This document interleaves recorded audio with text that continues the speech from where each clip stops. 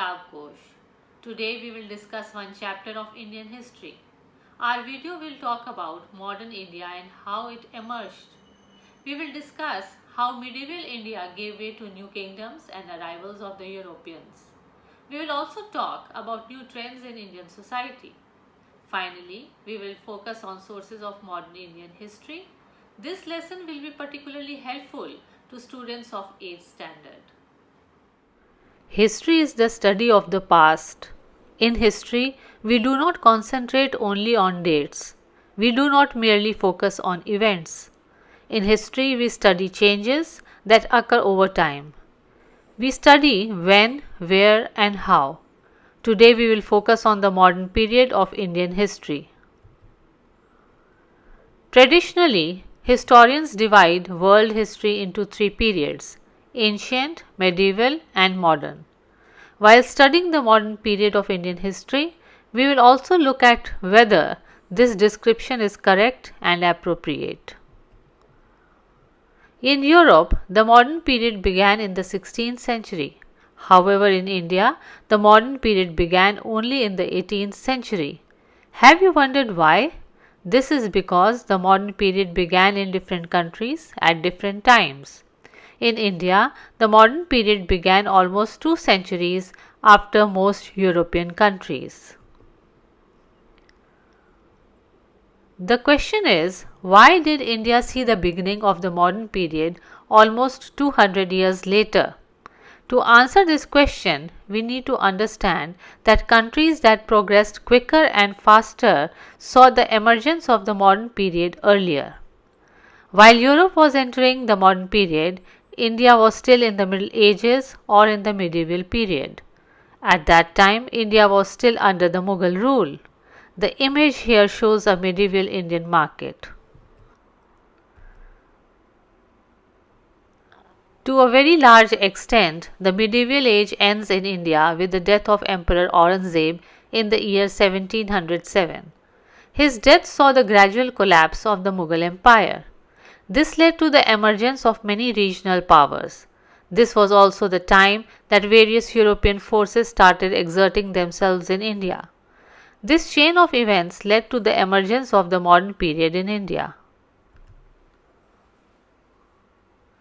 James Mill was a famous Scottish writer who was the first to divide Indian history into three parts: the Hindu period, the Muslim period, and the British period.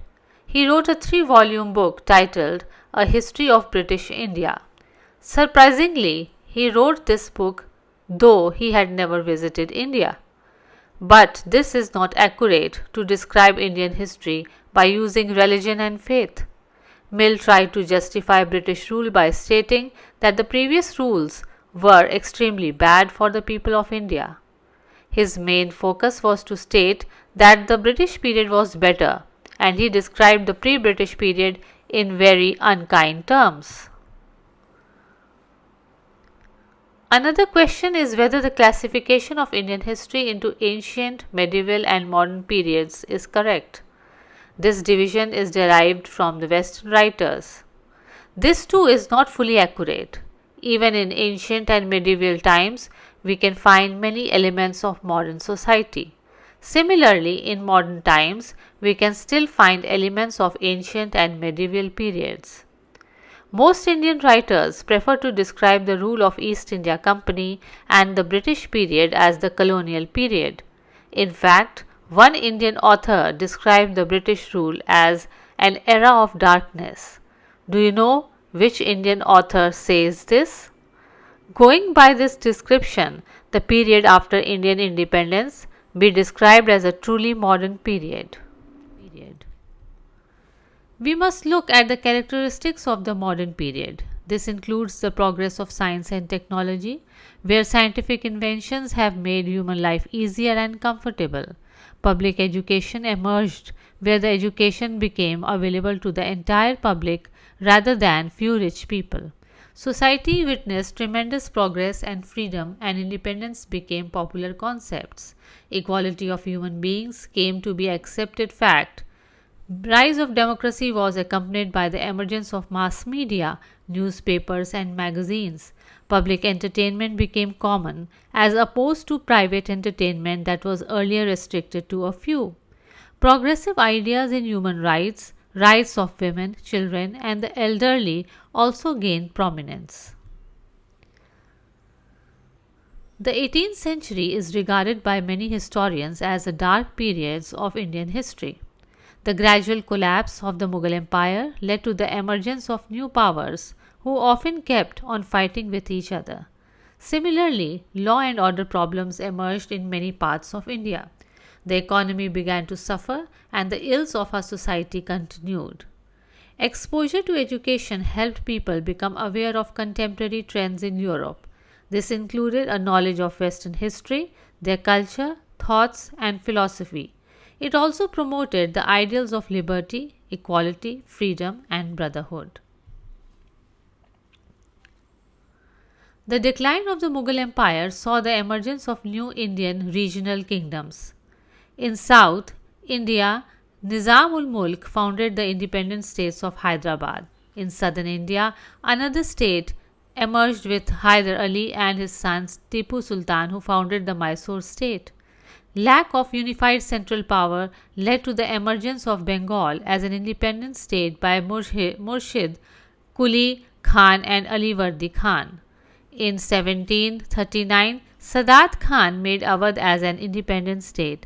Similarly, in central India, Marathas started attacking Mughal territories. In North India, the Sikhs started emerging as a power.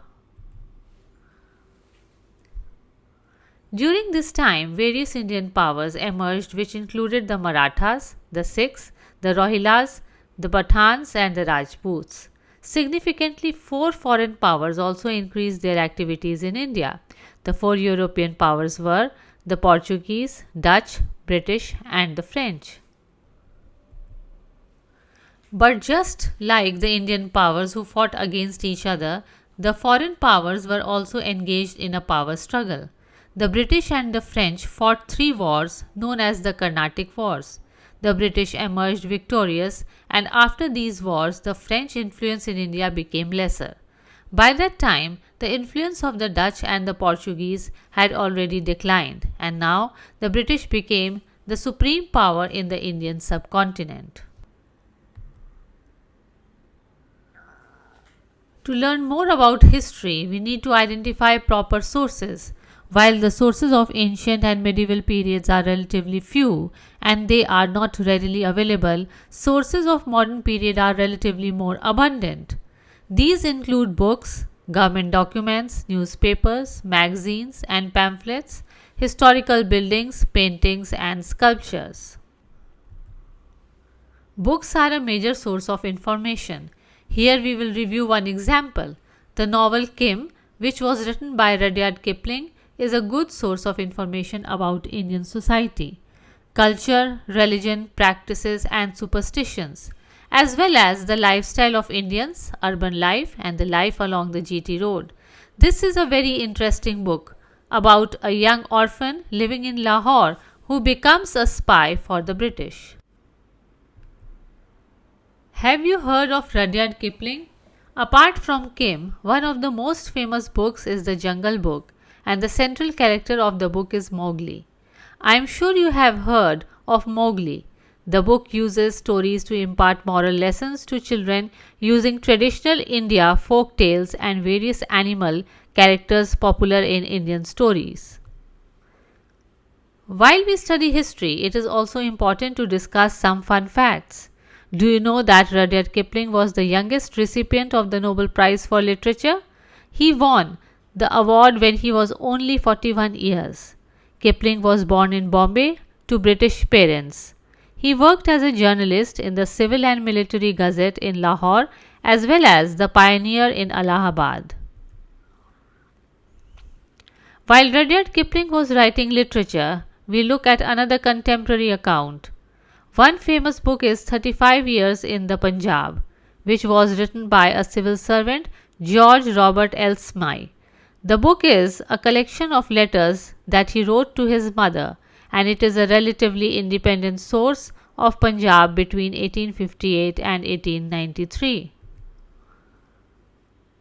While we looked at the books written by the British, one must also look at books written by Indian authors. One of the most famous descriptions of those times was by the famous writer Nanak Singh.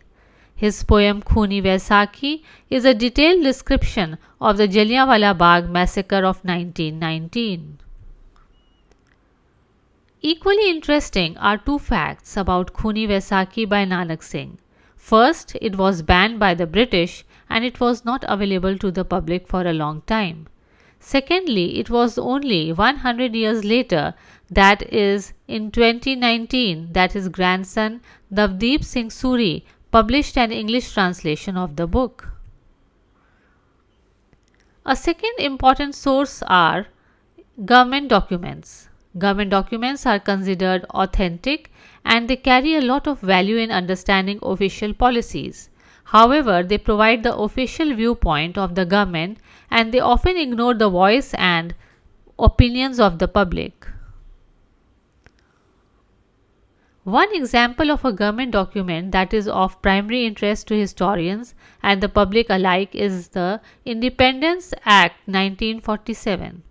Approved on 18 July 1947, it also announced the division of India into two countries, India and Pakistan. Hence, both countries came into existence on 15th August 1947.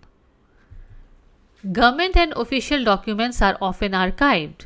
This image shows a collection of documents about India's partition by the National Archives of the United Kingdom. Newspapers along with magazines and pamphlets are a very good source of information. It is often said that journalism is history written in a hurry. Journalists write their news items as soon as the event occurs. Decades and centuries later, they become a part of history. Also, different newspapers may also give different viewpoints. One may consult various newspapers. For example, a mainstream newspaper, a vernacular newspaper, as well as a foreign publications to look at the different perspectives and viewpoints. This is the front page of the first Punjabi newspaper in the world. Published on 1st of March 1867, the newspaper was titled Akhbar Sri Darbar Sahib Amritsar Ji. The editor of the newspaper was Munshi Hari Narayan, while the manager was a person called Firaya Mal. Do you know that the first printed newspaper in Asia was published in India, and that too in Calcutta? Known as the Hickey's Bengal Gazette, the first edition was published in 1780. It was published for 2 years from Calcutta and it was a strong critic of the administration for the then Governor General Warren Hastings. So many historians look at this newspaper to learn about bad practices of the East India Company. While many aspects about the Jallianwala Bagh massacre were censored in India, newspapers outside India published detailed accounts of the event. Here is an example from the Sun and New York Herald from the United States that wrote about the infamous massacre. Another interesting aspect about newspaper publishing in India is that many newspapers which began in the 19th century are still being published today. The oldest Indian newspaper that is still published is the Bombay Samachar, which is published in Gujarati. Similarly, 4 English language dailies in India, the Times of India, the Pioneer, the Hindu and the Tribune are over 100 years old. Besides books, government documents and newspapers, art can also be a source of information, particularly paintings and sculptures. For instance, this sculpture of Queen Victoria is from Bangalore, which is now known as Bengaluru. Interestingly, Queen Victoria never visited India, but her statues were built at many places in the country, and it was the people of India who paid for building this statue. Among the major donors for building this statue in Bangalore was the Maharaja of Mysore. Can you guess why? Just like statues and sculpture, paintings can be a source of information. Here is a painting which shows Indian and Burmese costumes worn by men.